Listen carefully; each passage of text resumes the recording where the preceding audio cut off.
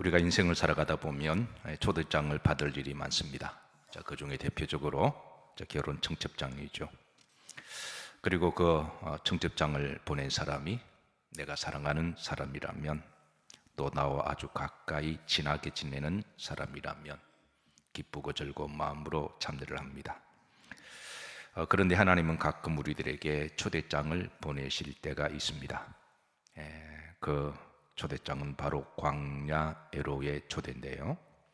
호세아 2장 14절에 보면 그 초대장의 내용이 이렇게 우리들에게 주십니다. 다 같이 합독합니다.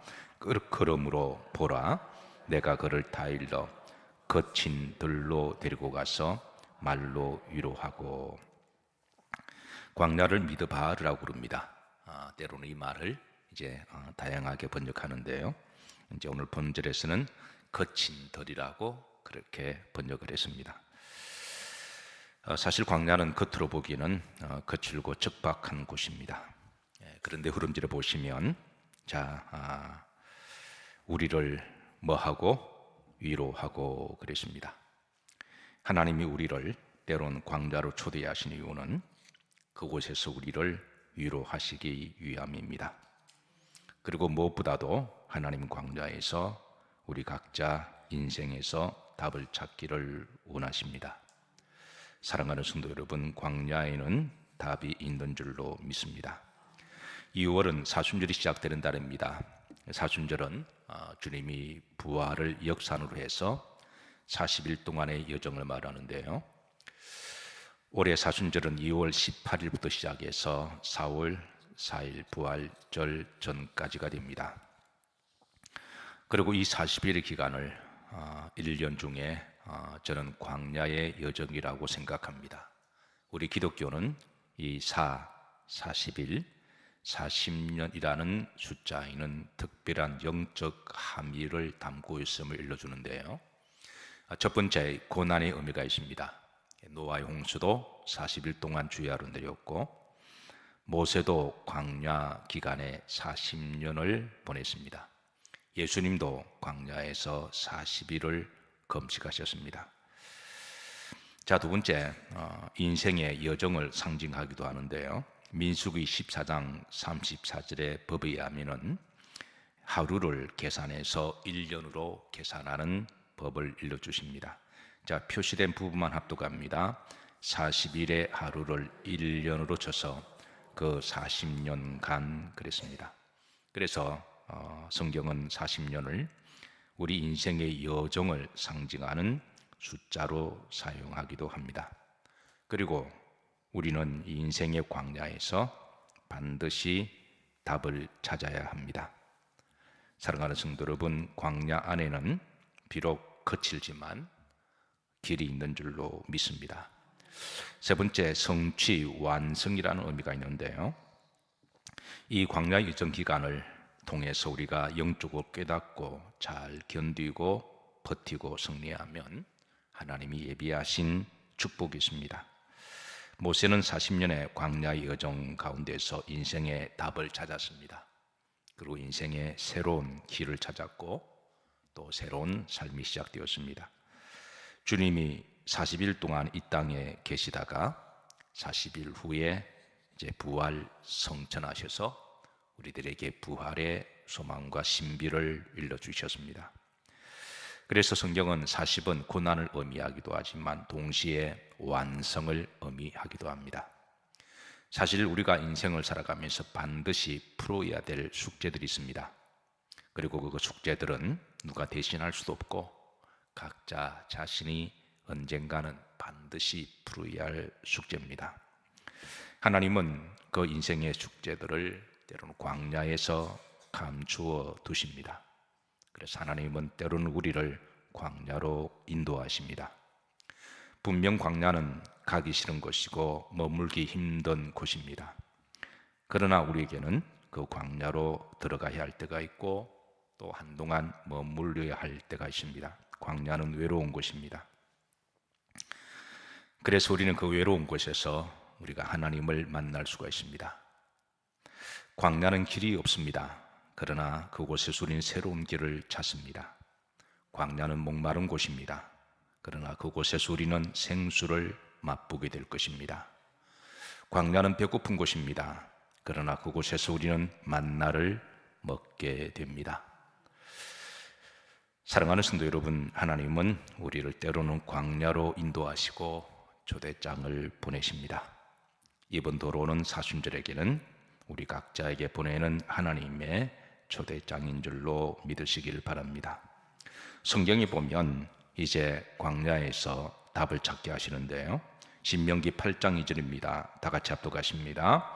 내 하나님 여호와께서 이 40년 동안에 내게 광야길을 걷게 하신 것을 기억하라. 이는 너를 낮추시며 너를 시험하사 내 마음이 어떠한지 그 명령을 지키는지 지키지 않는지 알려 하심이라. 우리의 광야는 각자의 다른 형태로 드러납니다. 어떤 사람에게는 때로는 질병의 광야로 초대받습니다. 어떤 사람은 실패의 광야입니다.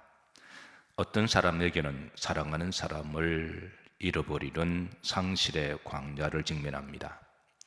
어떤 사람에게는 단절의 광야, 외로움의 광야입니다.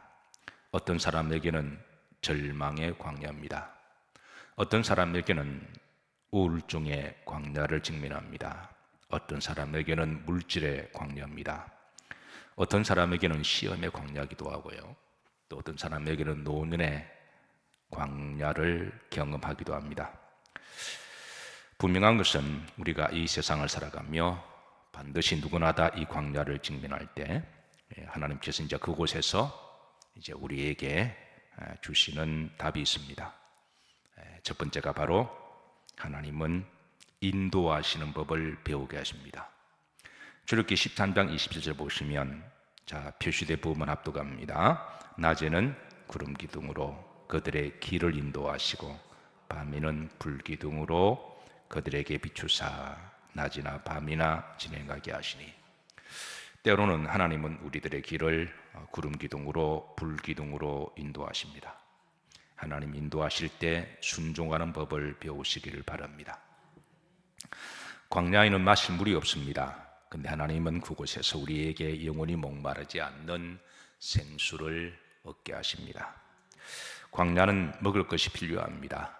근데 하나님께서는 우리에게 만나를 주심으로 사람이 떡으로만 살 것이 아니요 하나님의 말씀이 반드시 필요함을 깨닫게 됩니다. 두 번째, 하나님께서 광야에서 순종하는 법을 배우게 하시는데요, 2절에 보시면 후림절입니다. 그 명령을 지키는지 지키지 않는지. 때로는 광야에서 낮추시기도 하십니다. 때로는 광야에서 시험도 던져보십니다. 우리의 광야도 마찬가지입니다. 때로는 시험도 있습니다. 그러나 그 시험을 통해서 우리의 믿음을 더욱더 견고하게 하시고 단단하게 하십니다. 사랑하는 성도 여러분, 광야의 시험을 잘 이기시기를 주의 이름으로 축복합니다. 그래서 그 믿음이 더욱더 단단해지고 견고하기를 소망합니다. 때로는 실패도 경험하게 하십니다. 그러나 실패를 통해서 우리를 낮추게 하시고 또 겸손하게 하시고, 그리고 오직 우리 하나님만 바라보게 하옵시고, 그리고 다시 일어나게 하십니다. 자, 세 번째, 광야를 인도하신 이유는 마침내 복을 주려 하심입니다. 신명기 8장 16절입니다. 후렴절에 다 같이 합독하십니다. 마침내 내게 복을 주려 하심이었느니라. 분명한 것은 광야 자체가 목적이 아닙니다. 하나님 우리를 광야로 초대하실 때 광야 자체가 목적이 아니라 그 광야에서 하나님 우리를 위로하시고 또 하나님이 우리를 만나기를 원하시고, 왜냐하면 세상 속에서는 하나님을 별로 만날 일이 없거든요. 세상 속에서는 사람의 소리가 워낙 크게 들리고 또 세상이 이 소리 저 소리 잡소리들이 우리 귀를 늘 쟁쟁거려서 하나님의 말씀을 들을 수도 없습니다. 근데 광야에서는 조용한 곳, 외로운 곳이기는 하지만 그곳 우리가 귀를 기울이면 성령을 통하여 하나님의 말씀이 들리게 하시고, 사랑하는 성도 여러분, 교회에 오셔서 하나님의 말씀이 여러분 귀에 들리기를 주의 이름으로 축복합니다. 마침내 복을 주기 위함이십니다. 마지막 네 번째로 광야에서 영원한 길을 찾게 하십니다. 이사야 35장 8절입니다.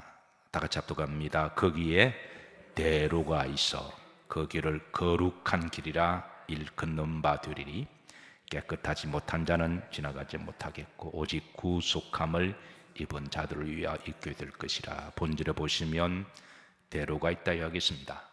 이게 대로는 세상의 고속도로를 말하는 게 아니라 거기는 거룩한 길, 오직 하나님의 자녀들만 다니는 길.